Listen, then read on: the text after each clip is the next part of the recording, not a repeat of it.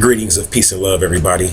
Coming back at you with another episode. My name is Ram Hotep, broadcasting on behalf of 13scienceastrology.com. In this particular episode, I'm going to talk about the Archons. The Archons. A lot of people been getting at me for a year now, asking me, so who created the aliens? And I never really gave a deep answer too much. I mean, I've talked about a little bit about the aliens or whatever as far as how they came about, but I never really gave a real detailed answer. So in this particular video, what I'm going to try to do is give people a really good explanation on exactly how these aliens are created and how they came into existence. Now, it's to really understand this or whatever, you have to really go into the Gnostic so-called beliefs and views. And I've been studying this Gnostic thing for about 6 months now, and it's been really interesting because I found a lot of jewels and keys to a lot of things about the alien phenomenon through studying this Gnostic so-called religion. And these Gnostics were like mystics. They were called like seers. A mystic is a seer, one who can see and pierce the fog of this light, which is an illusion that's blinding us to the truth. It's the light that's blinding us to the truth or whatever. So, and a Gnostic is able to pierce the fog and to see through that. And the Gnostics were deep or whatever. They developed a deep spiritual system on how to deal with benevolent beings as well as disagreeable beings or malefic beings. And the Archons are basically what the Gnostics would call so-called malefic beings. The Archons are not agreeable to man. Basically, supposedly. And this is mainly because if you really get into the Archons and understanding them and studying them, you'll find out that they carry over into different religions. In Islam, the Archons will be called like the jinn. You know what I'm saying? So, and in Christianity and some other religions, the Archons will be called like demons. You know what I'm saying? And demonology or whatever. So when you really get into it and understand it, the Archons are basically a group of beings that were created before the earth. Like before the earth was formed, they were already in existence. You know what I'm saying? They're composed of they're composed of light, essentially. They're composed of what's called obsidian light or like black light. And that's why a lot of people don't really like to, I guess, even address them or deal with them, because they look at dealing with they look at working with the Archons as like similar to working with a satanic deity or some type of satanic deity, and it's not really like that or whatever. Working with the Archons is working with an energy that is very primordial, very chaotic, and that's why we attribute it to Satanism. When you work with dark energy, it's chaos because we don't really have a grasp over the dark matter energy. So it's very chaotic to us because we don't understand it. Anything that we don't understand becomes chaos. That's chaos or whatever, or primordial. So a lot of the energy that the Archons were created from came from a primordial type of energy before the third dimensional Earth. So Archons were created all over the solar system, because they're composed again of dark matter. And we know that dark matter pretty much is equal to about 90% of our known realities based on dark matter. It's like 90%. So if you're thinking about that, the Archons have a lot of control just on that level or whatever, just from that point of view, because of what they're composed of, which is dark matter. But there's a way to break free from their control, and I'm going to get more into that. Now, the Archons have manifested in many different ways. That's what you have to understand. They're made of obsidian light. That's what they call it in the ancient text, or what we would call modern times dark matter. So they've manifested in a lot of different ways, and they've been really famous for creating most of your three secular religions, or your mainstream religions, which is of course Christianity, Judaism, and Islam. The Archons are responsible for creating those religions. So when you hear me talk about aliens and ETs that created these religions to control you, you have to know that these were the Archons, and they would manifest in different forms to control people. And they would act like they were God, and they would manifest in different ways, and they gave man authority and power. As at one point, when Moses was on Mount Sinai, they gave him authority and power. But then what happened is that man always takes from the Archons and takes jewels and knowledge from them, and man is linear. So we hold on to what they tell us, and we don't expand and know that whatever knowledge and technology and information that they're giving us, everything is polar here on this plane. So if they're giving you something good, there's bad coming behind it. And that's what people fail to realize. So man got drunk off of power because the Archons put these different popes, pharaohs, these different, basically, so-called religious leaders and spiritual leaders into power, and these leaders became drunk off the power that they gave them, and they became imbalanced. And the Archons were able to control the religious leaders through their own imbalancement, and they were able to control the people through the religious leaders, basically putting fear into the people, because the Archons rule off of fear. Very key point here, that I want to kind of like drive home. Now, when you start talking about like fear, this is the paradigm that they use to create this fake reality that they control. The only reason why the Archons and so-called extraterrestrial beings, and I'm going to go into how they became extraterrestrials, control things, is because they basically mastered this art of manipulating fear. And this art, this fear is an energy. And they've mastered this energy to where they learn how to instill fear into man, to where he creates a false reality for his or herself. A man or woman creates a false reality for themselves based on this fear. So I know people are like, well, how in the hell could that happen? But just think about it. Most of the things that you do in your life, just keep it real with yourself. You don't have to answer this out loud, but most of the things you do in your life, you kind of do it because you feel like you have to do it. And when you think about that, you're probably doing it because you are in fear. Say, for instance, you're like, I don't really want to go to work, but I have to, because if I don't go to work, I'm going to lose my job. I'm going to get kicked out on the street. My kids are going to be starving, so I have to go to work. I understand that. I'm not telling you to quit your job. Don't think Ram Hotep is telling you to quit your job. That's not what I'm telling you to do. I'm just explaining to you how fear can create your reality, a recurring reality for you, because fear takes away from your creative energy. It takes away from it. So every time you tell yourself, I got to do it because of that, you're just basically taking away from that creative energy and then putting fear in the place of that creative energy, and you're constantly creating a recurring reality for yourself that the Archons have mastered. They've mastered the art of illusion, and they know how to make illusion reality. We got to keep that in mind. They know how to make illusions realities through fear. So they have you living in a world based off fear, and most of it's through programming of religion. So they put these religious leaders in places, put them up there. They're in fear. The religious leader's in fear. So he's giving you fear. She's giving you the fear that's in their heart and in their chest. And they're passing it on to you. And really, this is the Archon using what's called laser technology to create a fear-based reality for you. Archons are masters of technology. Now, to understand the Archons, I'm going to go more into the extraterrestrial aspect. Now, many of you have heard me talk about the Reptilians, and basically how the Reptilians, for the most part, control most of your world, major religions and your media and all that type of stuff controlled by the Reptilians, right? Now, when you start studying the Archons, you'll find out that the Reptilians are the Archons. That's right, the Reptilians are the Archons. Same thing. In the Gnostic view, they describe different Archons. You got to keep in mind, these Gnostics wrote about these Archons before we ever knew about a so-called reptilian. Like, this is before 1947, before we got deep into this alien thing. Or, I mean, this Gnostic thing goes back to the Indian texts.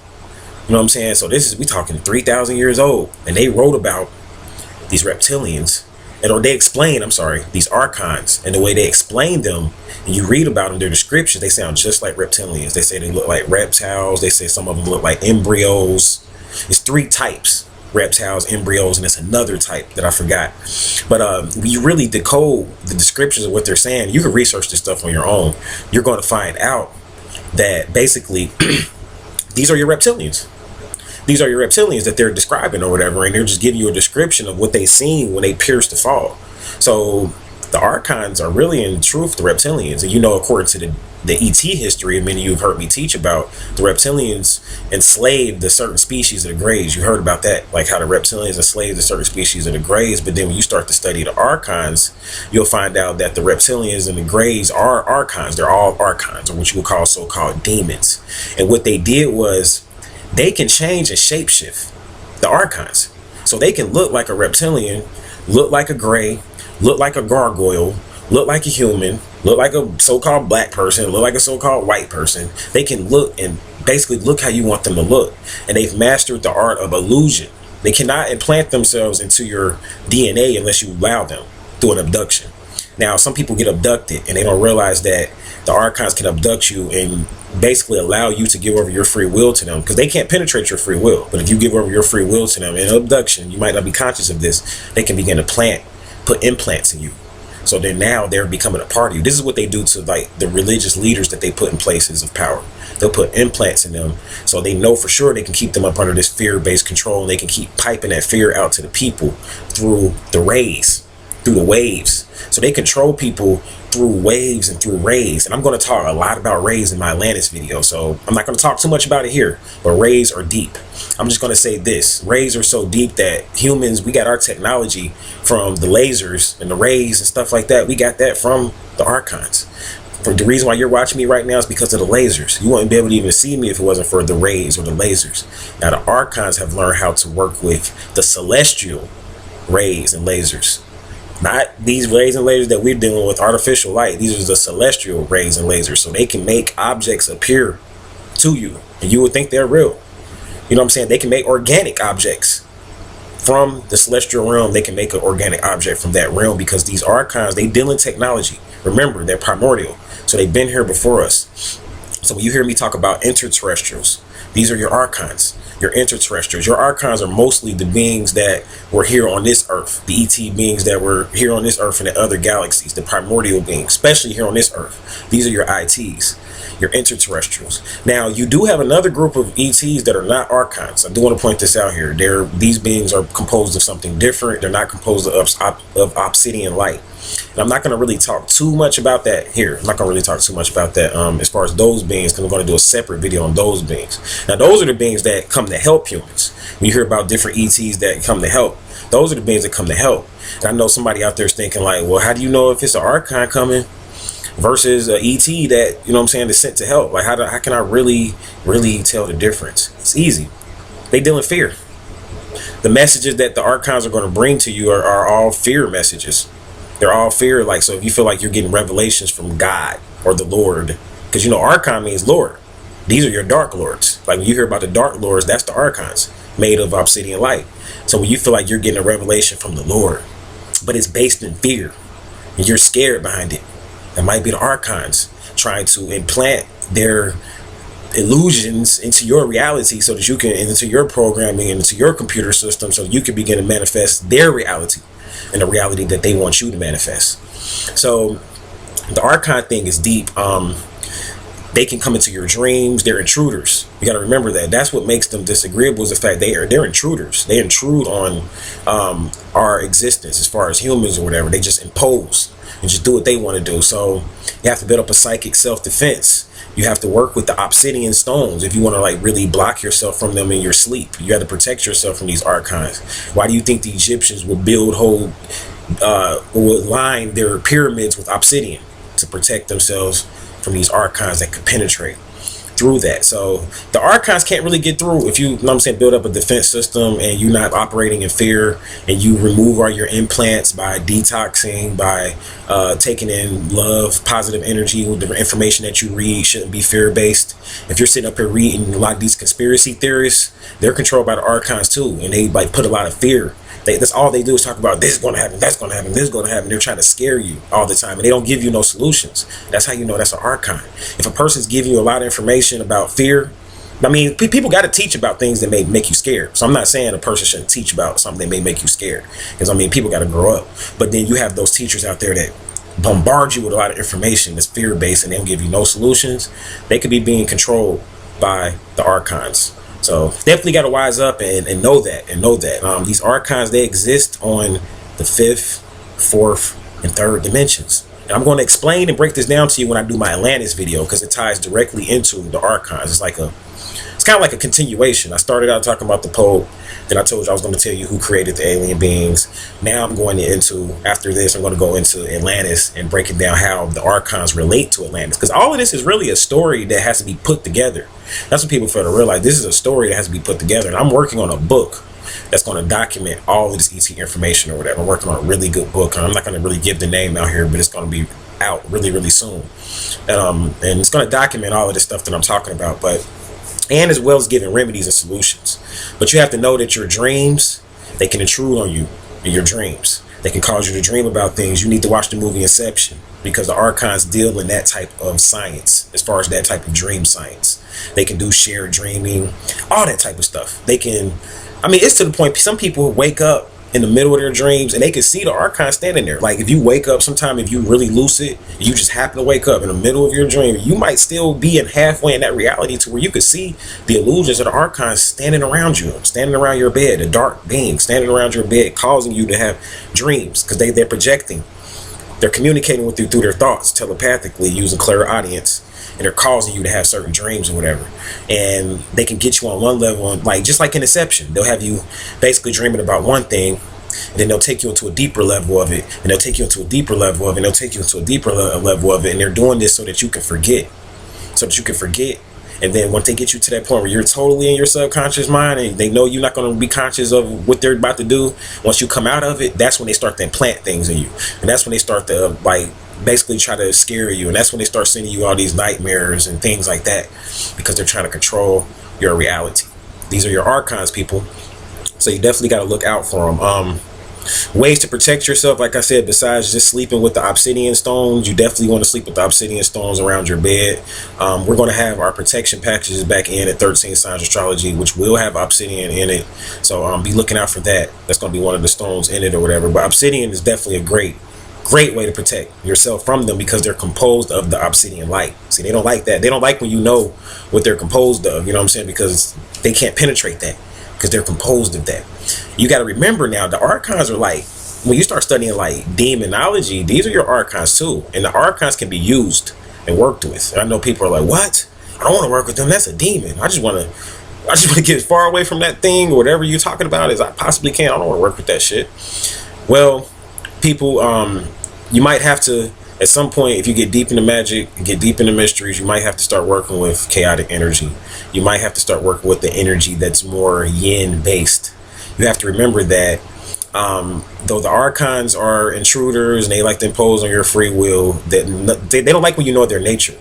And their nature is based on a negative polarity or a yin based polarity. Chaos comes from the yin based polarity.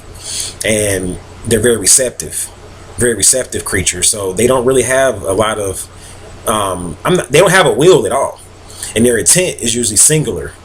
Basically what I mean by that is that, like, you know how you might have multiple intentions in this life. You might have intentions to go to college, you might have intentions to be a good son to your mother, you might have intentions to be a good housewife, you might have intentions to be a career woman, you might have intentions to be like the smartest woman in the world. You might have all these different intentions all in one body. Whereas an Archon has one singular intention. Each one has like a single intent. So if their intent is to kill, that's their intent. If their intent is to play tricks on you, that's their intent. But they all have different intents, and most of it is very chaotic. That's the thing. Most of it is very chaotic. So that's why they're associated with like demons and stuff like that.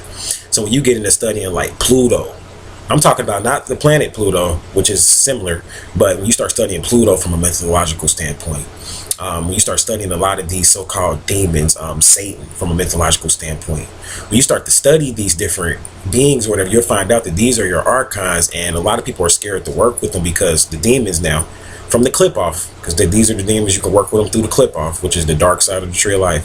Same thing. That's what I'm saying. I'm trying to show you how all of these things interrelate with each other.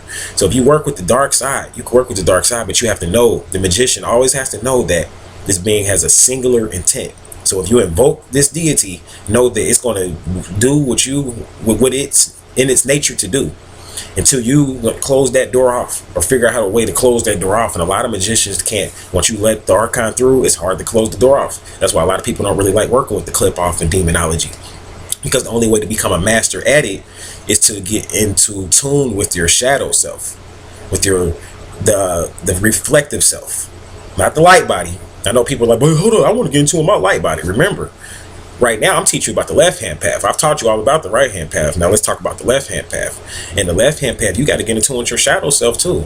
See, that's why they're not going to teach you how to get 720 degrees, as some of the master teachers talked about.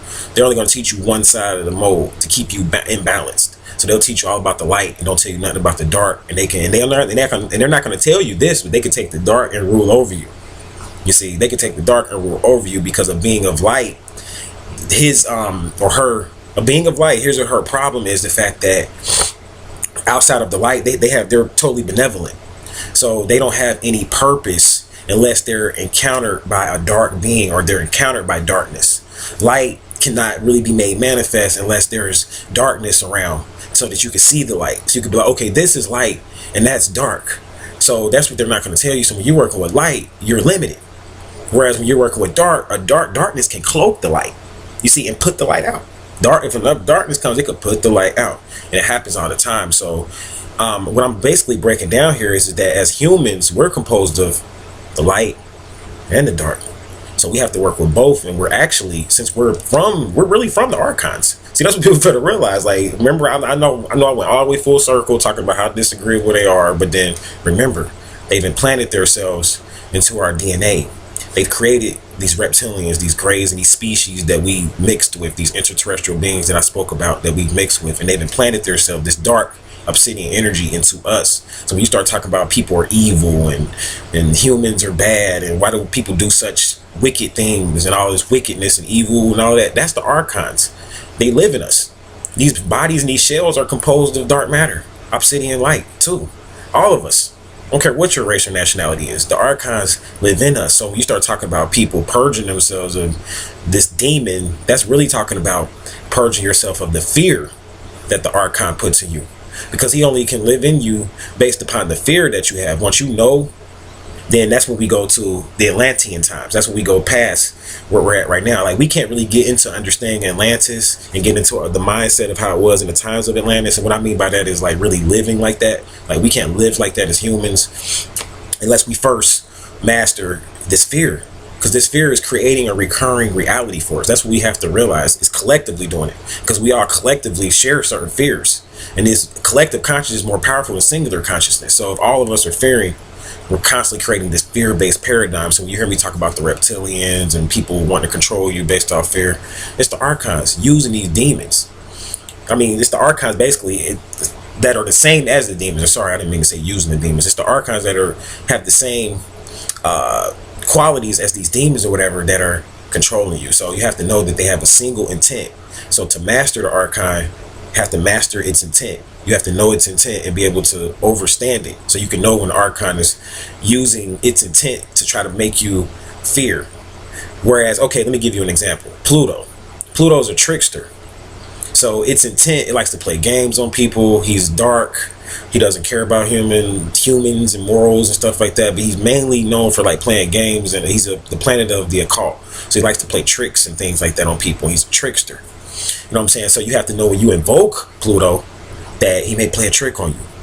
You know what I'm saying? So like when you invoke him, you're in basically submission to this entity at that particular point. As a magician, you invoke him. So you have to know that some things they might be telling you, once you invoke this entity, maybe playing tricks on you, on your mind, to get you to do certain things. Like, it might say, for instance, he may tell you, you're not going to be able to make it to work. So why don't you just go ahead and just take off work and go ahead and just go over this girl's house and just waste your time and do that.